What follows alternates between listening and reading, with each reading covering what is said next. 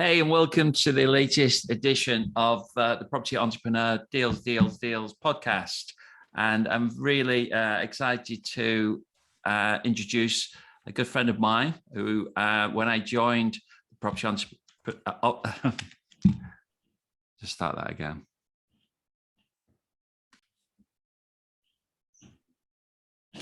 Hi, and welcome to the latest edition of the Deals podcast.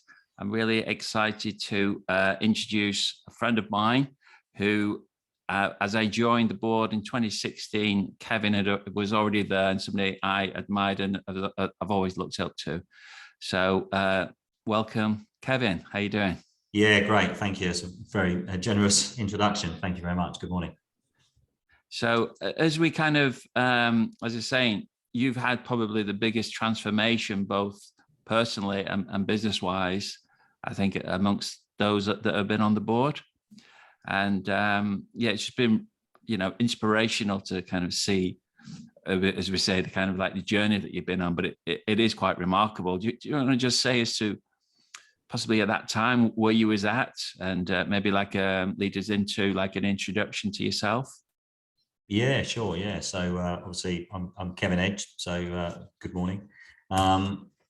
I mean, as you say, I joined the board. It was 7 years ago. I was like one of the early members there. Started out, met Dan on a systems day because so did I was running a construction business and I wanted to know how to systemize my business more. So always about education. And then Dan mentioned that we've got this board that he's starting, and so yeah, I was one of the early members on that.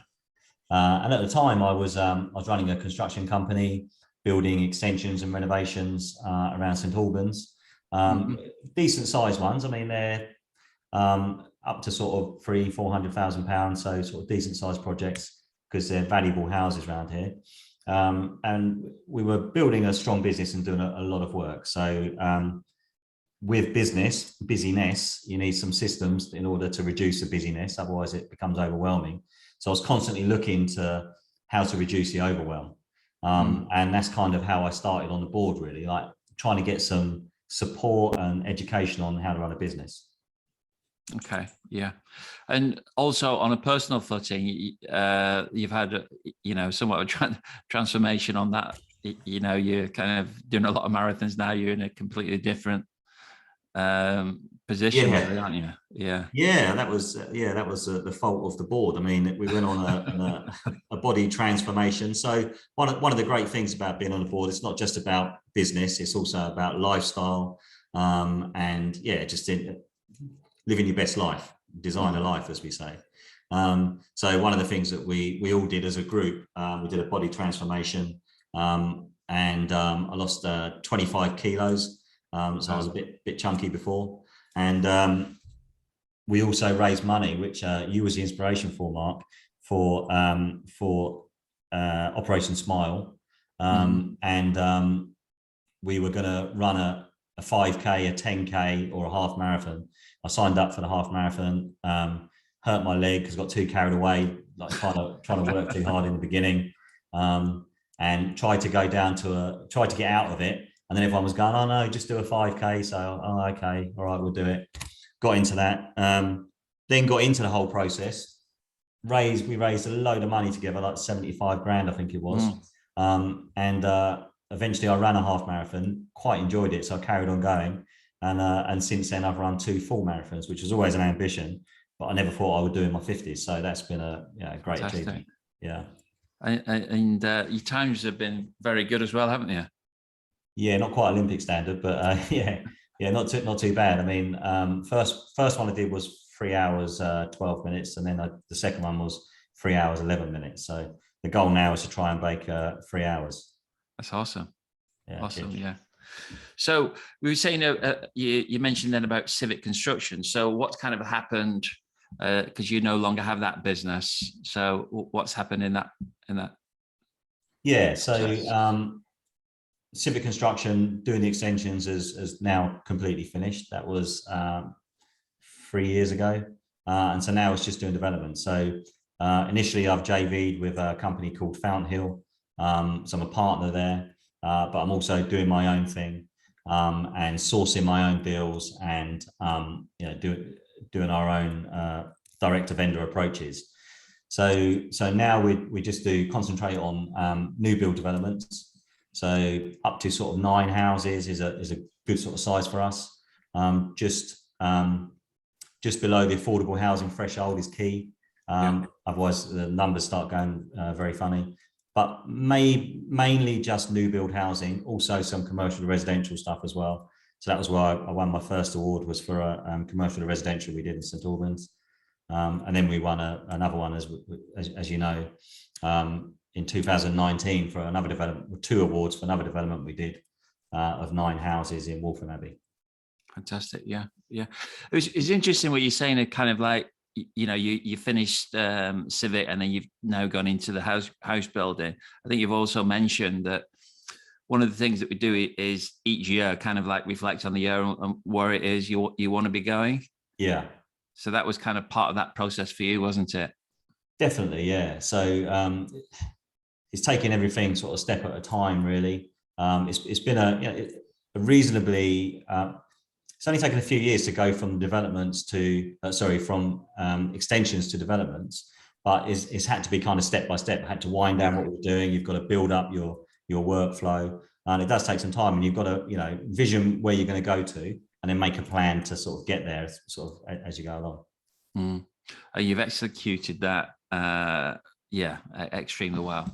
Thank you. So let's just go through, just before we move on to that, actually, just about the wealth pyramid. You just say as to what you do on that, because obviously you've executed that fantastically as well. You've also kind of the other tick in the box was like the new build, the self build that you've done, which is I mean, it's always interesting to do this stuff, because I sort of constantly you keep looking forward, and sometimes you don't sort of stop to think where you've actually come from and got to. So it's good to do that as well. So the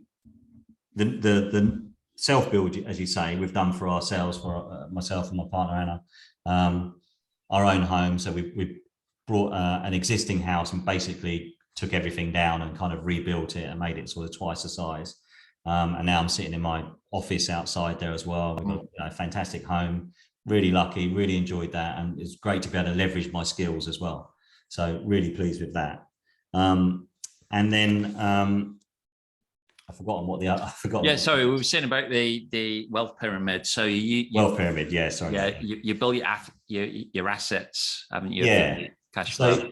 Yeah, right. So the wealth pyramid, as we talk about on the board and on Property Entrepreneur, is kind of like 3 levels. Bottom level being cash flow. So as you're getting into property, the main thing is to replace your wages. So you need some passive income, in inverted commas. Obviously, we all know it's not completely passive, but you need some cash flow producing assets. So for us, and on this podcast is property, right? That's where we work. So for me, it was about getting my properties together, investing in properties that give me enough cash that I can afford to live without needing to rely on other income. So bottom layer, cash flow. Second layer is profit. So that comes from chunks of jobs. So for me, that's development. So I do a development, I'll get a chunk of profit, but I don't get that till right at the end. So, the developments can be like a year, 18 months long. You don't get any money till you're finished. So my cash flow supports me, but when my profit comes in, it comes in one big chunk. Yeah. And then we reinvest that in assets, which is the top part of the pyramid. Yeah. And on the top part of the pyramid is all your assets, which are producing your cash flow down the bottom. So it's kind of circular, if you like. Yeah. And it's all feeding off of each other. But I found it really helpful to have that template to understand the process that I was going through in order to increase my wealth and do it in a sustainable way. Yeah. It's easy to do a development, get a chunk of money in and go and, buy a Ferrari and think you've made it. Yeah. until you get the petrol bill. Yeah. What's your wealth dynamics profile? Creator. Okay. Yeah. Creator mechanics. So I love spreadsheets. I love all the kind of working stuff out, getting some shape around the numbers is really something I enjoy. So your role in your business, where you're creating the projects, you're doing all the numbers, you're really in your flow there, aren't you? team to support you. Totally, but it's definitely about having the team, because I have a quantity surveyor who works for us, and he does all of the steel stuff. So he's actually a steel profile, and so he does all the detail. It's really interesting from what I've learned about wealth dynamics, kind of, you know, through us working together and on the board, is I can have the vision of where I want us to get to with all of our structures and our numbers and all the commercial side of the business. But it takes the steel profile to put all of that together. So Nick, who's our QS, it's kind of interesting to see, because he can't see where I want us to get to quite. I have to show him. Yeah. Then he can follow that path. So it's like the creator's almost like shining a light on where you want to go to, and then the other skills come together to kind of make it all happen. Yeah. Okay, so let's go through the development then at Flamstad. So can you give us some kind of background to that? Yeah, so it was a commercial yard. So most of our sites are ex-commercial, and it was a builder's yard originally. Yeah. And the way that we source our deals is generally direct to vendor. So just we go through Land Insight, or you can use Nimbus. We use Land Insight. Yeah. And we're looking for bits of land with development potential. Okay. So underutilized land or buildings. So where the existing land use is not being maximized, and then we think, okay, if we get planning permission there, we can raise the value. We can give them more money than it's worth at the moment and still be left with a profit ourselves as well. Yeah. So this particular site was a builder's yard. And again, it's just about timing. I mean, the guy his father had owned it, and now it was owned by the son. He wasn't, you know, he was coming up to retirement. His son wasn't interested in taking it on. So the yard was really running down. So there's a big chunk of land in a nice area that's hardly being used at all. So as he was coming towards his retirement, he gets a letter. So again, it's just timing. Gets a letter. It's like, okay, I might be interested in selling now. So it was originally 2 pieces of land that we brought, and I won't go into too much detail on it, but first bit of land was we got permission for 6 houses and an orchard. The orchard was part of the Section 106. So it's a commitment to the local authority. You're going to give something back, basically, a Section 106, and that has to be agreed as part of the planning permission. So sometimes you have to give them some money for roads or schools or something like that. Sometimes with affordable housing, you have to give them some houses at reduced cost. For this development, we negotiated that because we looked at the history of the site, it was previously an orchard years and years and years ago. We said, well, we'll put some houses there and we will rebuild and replant the orchard. Nice. So it feeds the biodiversity of the area. It's an area of outstanding natural beauty. We're right on the edge of it. So it kind of really creates a nice development there. So that allowed us to get planning permission for the first 6 houses. Then there was another small piece of land that was owned by the cousin. Once we got permission for the first 6, and he was able to sell, or he was interested in selling. So then we got 8 houses on the whole site. Great. So just for those that might be interested, how you then secured the property. So you got to just tell us about the option that you got, some terms. Yeah, so we got it on a 2-year option, and it's a £1 option. So basically, there has to be an exchange of funds to make it legal. Yeah. So the minimum you can exchange is £1. So we exchange £1 with the contract, and then we have an option to purchase it, but not an obligation, but an option to purchase it within 2 years. So we've then got 2 years to do all of our due diligence. Obviously, we've done a lot before we put our offer in, but to research the conditions of the site, research the conditions of the soil, and all this kind of stuff. Yeah. Then we put our planning application in. We've got to negotiate with planners. Initially, they were not very keen for us to get permission, so we've got to negotiate. We had to go to committee. This all takes time, but we managed to do all that within just over a year, actually. Yeah, I think it's important with the options that you have more than enough time to kind of do that. And obviously, having the 2-year one, that was like very good, because things can just take longer, and you do need to, what you don't want to do is run down the clock. You've made sizable investments. Well, exactly. And things often do take longer, don't they? They do. And if you, and the risk is that exactly as you point out, you put all of your money into, because the cost for planning permission, the cost for the architect, the cost for all of the consultants we have to use is all borne by us. So the option's only £1, but we've got to do all of the planning costs, which could be quite considerable. And if your option runs out before you've got permission, you get permission just after, you no longer have an option to buy it. So you just create a planning permission for the landowner. I started out doing a lot of options, and you quickly learn that you need to allow yourself time. What you need. So you've got this site, you've then got planning. So you got planning for the eight houses. You were saying kind of like the optimum is like 9. So that's great. Just go through kind of like how you stack a deal. We have like discussed, that's quite a big subject on itself, but the kind of like the key points, would you say? Yeah, I'll give you the headlines of this one. And then perhaps, you can ask any questions on the way through or give any commentary. So we originally valued it at the GDV, the gross developed value. We originally valued that at 5 million. And the way we do that is, a lot of people know, but some people don't. You just basically, we did it through Land Insight, but also just going to Rightmove, what's sold in the area. So how much is it sold for? How big is the house? You can get that through the EPC, energy performance certificate. So all this stuff's available online. How much are the houses selling for per square foot in the area, similar house, and then add it all up. We got to 5 million. We was confident with that, but it wasn't too over ambitious, but you've got to be ambitious in order to be able to offer the landowner enough money. But when we've actually come to sell the houses, we've managed to get 5.4 for the houses. So there's 8 houses, 8 of them are all sold before we finished. One of them has just pulled out, so it's just gone back on the market. We would expect that to sell in the next couple of weeks, probably. So did they lose their deposit then?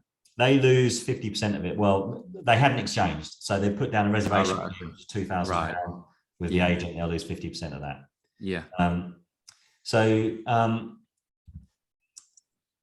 We've got a gross developed value now of 5.4, which is good because build costs are going up significantly over that time. Absolutely. So then you've got to allow from that build cost. So that's your income, but sometimes people forget there's costs to come off of that income. So we're going to sell the houses. We've got to pay an agent to sell the houses. We've negotiated 1% for them because there's 8 houses there, but it's 1% plus VAT.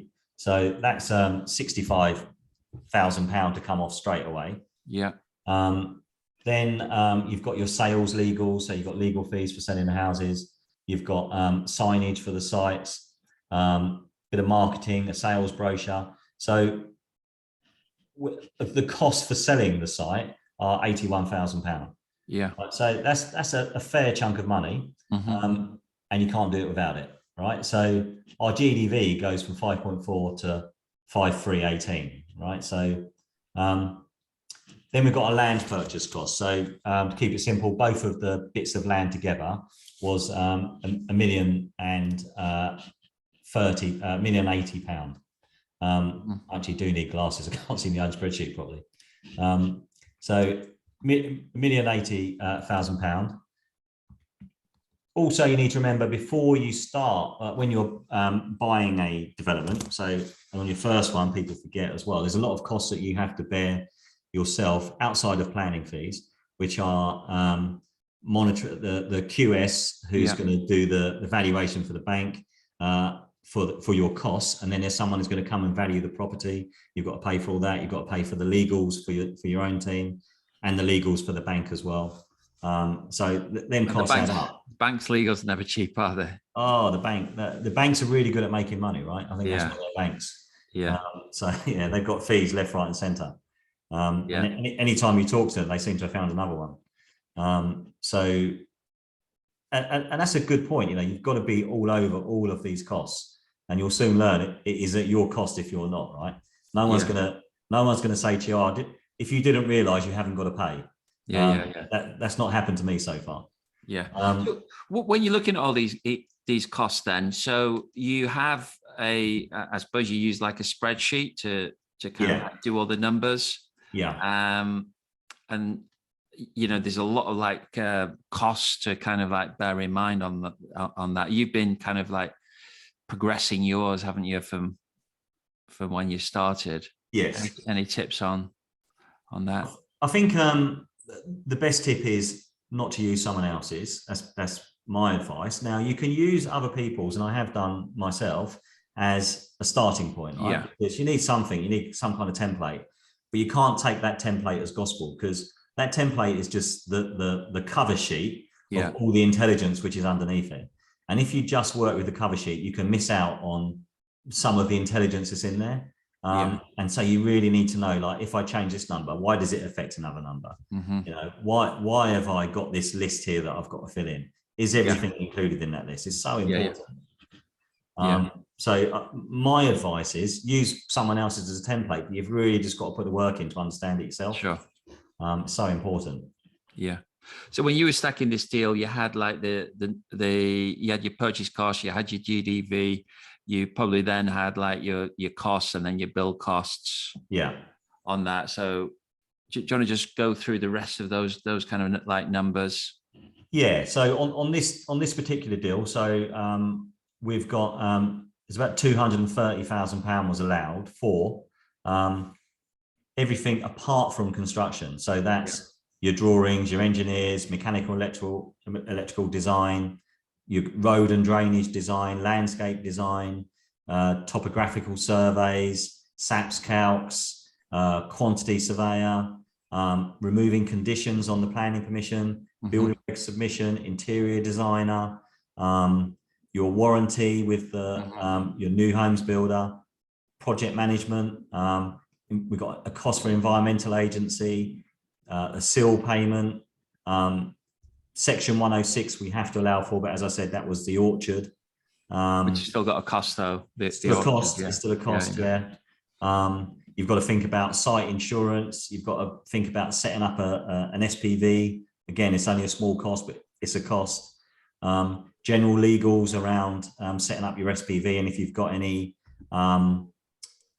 private investors. This one, we had an indemnity policy for the access, chunk of money, ground investigation report, asbestos report, ecology report, contamination report, legals for the conveyancing. So there's the stamp duty, land tax. There's a massive list of loads of little 4,000, 5,000, 10,000 payments that really start adding up. I'll add up, to 230,000, right? Yeah. So I'm always mindful to say to people that not to work on pounds per square foot unless you really know what's included in it. Yeah.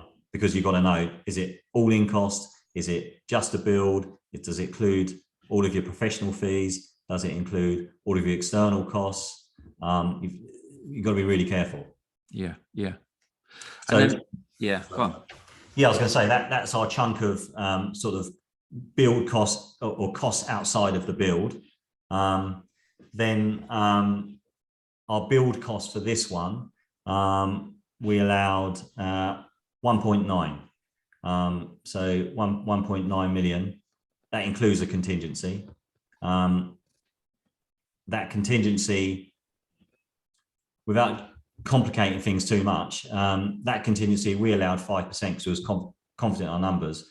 On this one, we got a C-bills loan, and they said that we had to allow 15% because build costs were going up so much. And actually, it was quite helpful to have that extra little bit, really, because build costs during the project were just skyrocketing. It was crazy. So we was grateful to have that extra bit of contingency there.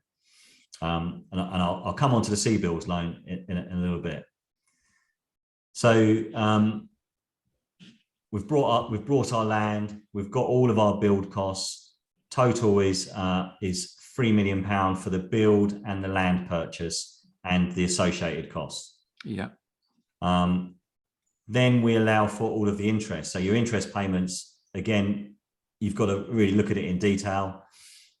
your biggest risk for a development is right at the end when you're paying maximum interest. So right at the beginning, it's on a drawdown facility, so you only pay the interest on what you've drawn down. So if you draw down £100,000, you're paying interest on £100,000, let's say over a year. The next month you draw down another £100,000, so you've got your first 100 plus the next 100, next one being for 11 months, because you normally draw down monthly. But now you've got £200,000 you're paying interest on, and so it goes on till you get right to the end when you're at maximum exposure to the bank. You've drawn down all your facility, and that's when you're paying the full amount of interest on a daily basis. So you really don't want your project to overrun, because that's when you're going to be paying the most money. That's when you're going to be penalised. Often people don't realise it's overrunning till right at the end. So that's when you need a really good project manager, so you can see it from the beginning. So on this project, we had allowed for interest £445,000 for the whole project, including the sales period as well. There's different elements of interest, isn't there? You had like private investors. That's right. And then main lenders, and then did you have any mezzanine?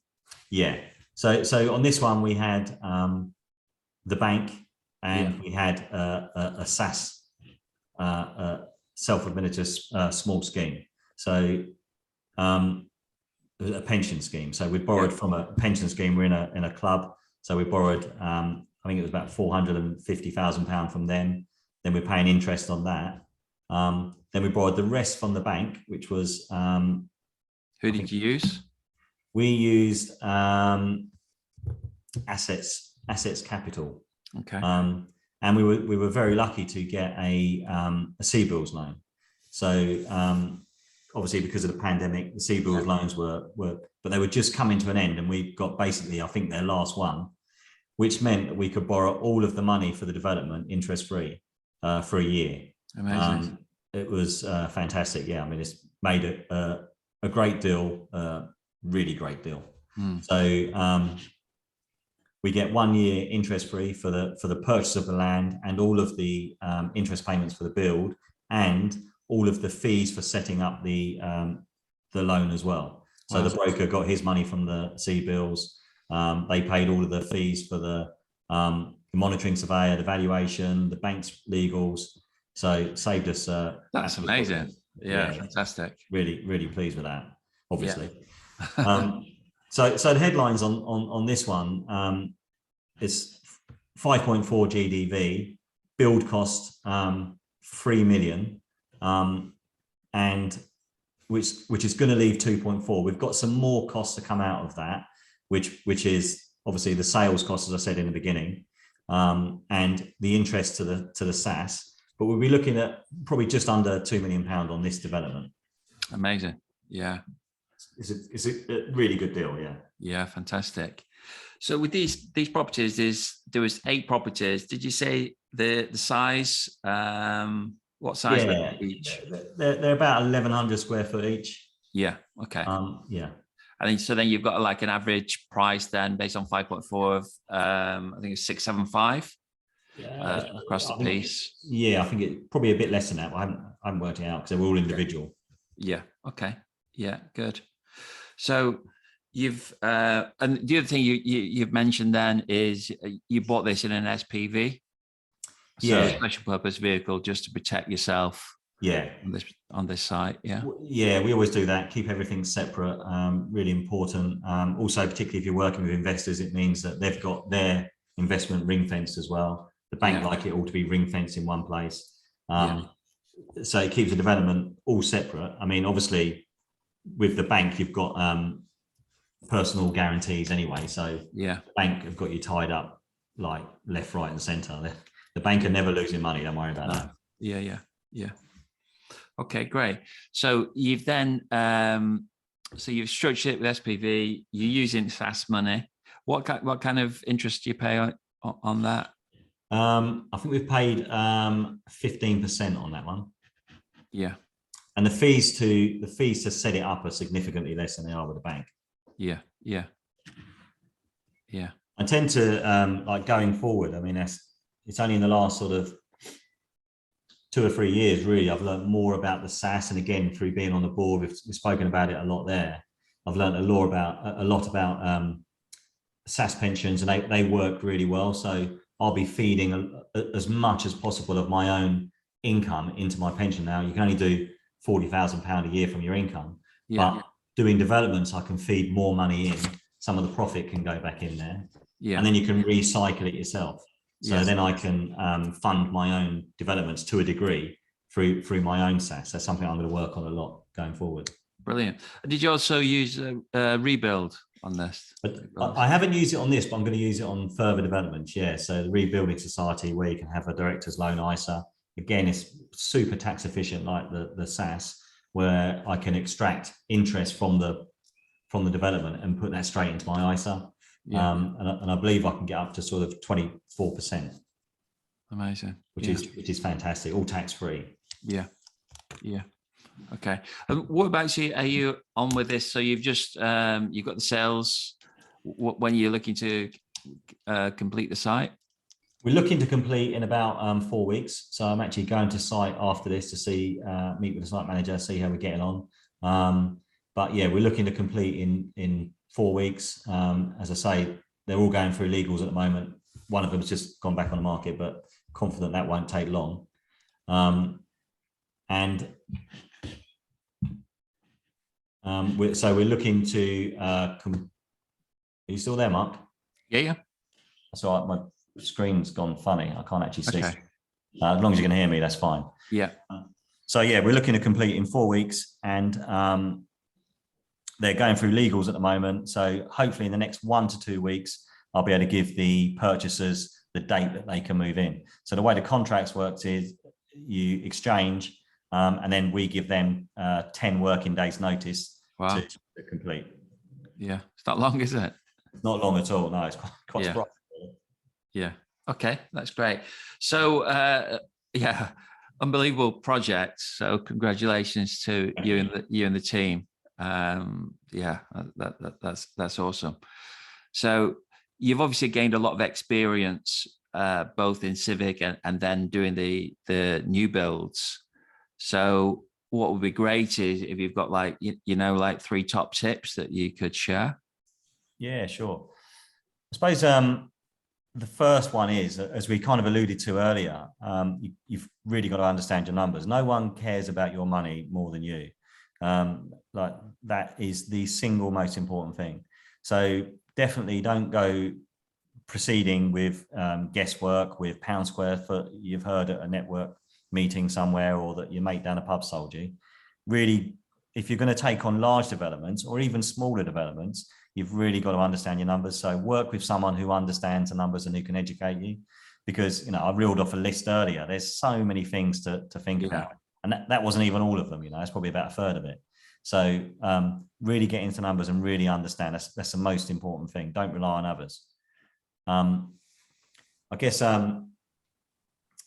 number 2 is probably related to that as well, I guess, and it's educate yourself and surround yourself with experience. So education is so important.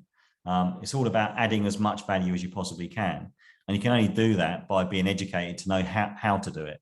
So in property, you can earn really good sums of money, but you can also lose big sums of money too. So it can swing both ways. So you want to really educate yourself, so you can have a clear picture of what you're getting into and what your direction is. And also surround yourself with experience. So when things do start getting a bit bumpy, someone can help you to navigate your way through the storm a little bit. Every problem there's always a solution. Sometimes you might not be able to see it, and it might be because you've never been there before, or you're just really stressed. So surrounding yourself with the right people with some experience is like so important. And then I think the last one in terms of developments, and I can't stress this enough, is don't start until it's finished. There will be so many challenges on a development, absolutely guaranteed. Every development that we do, there's always challenges. The more you can organize before you start, the more space you give yourself to deal with the challenges that come up, so that they don't then have a large impact on your project. So don't start till it's finished means getting everything really organized, getting all your drawings completed, making sure that you've spoken to your subcontractors so that they know what you're doing. Have they got any questions? Are there any challenges that they see? Making sure that you've got all your interior specifications done before you get there. Making sure you've got all your consultants have completed all their work and that everyone understands everything that's going on. So that when you start the project, it's a relatively smooth journey. So many people try and start just with excitement and bravado and, you know, energy and, you know, we'll get over anything until the big challenges come, and then you realize it's maybe not as easy as you think. So don't start till it's finished. So just to reiterate, I think understand your numbers, don't rely on others, it's your money. Educate yourself and surround yourself with experience, and don't start till it's finished. Okay, excellent. Anybody who's wanting to get in touch with you, what's the best way to do that? Probably drop me an email. I mean, I still use 𝗘𝗵𝗀𝗀𝗁@civicconstruction.co.uk. That's the best email. That's monitored by my PA. So drop us an email on there, and I'm happy to help anyone if they're looking at projects. You know, obviously it's only so much I can do, but happy to give any advice. And you know, from our experience, really. Okay, excellent. And also, congratulations, you've got additions to the family. We have just got a new little puppy. She's fantastic. Sunny. She's beautiful, and yeah, I'm going to go and play with her now. There's definitely a theme here, because Susie just got a new puppy last month. So yeah, it's a theme on the board. They all started getting dogs, and I said, "Oh, I'm not getting one." The next thing there's a little thing yapping around in the kitchen. She's very cool. Yeah. Great. Thanks for your time, Kev, and again, congratulations, amazing deal. Thanks, Mark. Thanks a lot, mate. I'll see you soon. Another award coming up for you potentially with that one. Yeah, hopefully. We'll give it a go. All right. All the best. Cheers, Thanks, Kev. mate. Take care. Yeah. Bye-bye. Bye.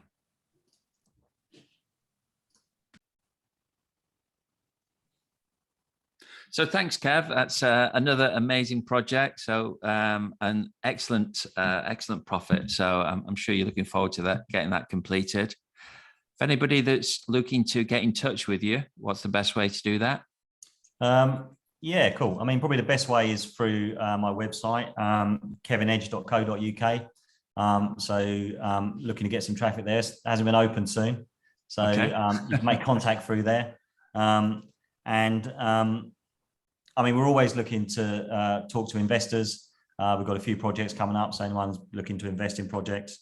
And we're always looking to work with sources, of course. You know, we've got sources we work with at the moment, but always interested to talk to any others who can source deals or potentially JV. Okay, excellent. Thanks for your time, and speak to you soon. Cheers, Thank you. Cheers, Mark.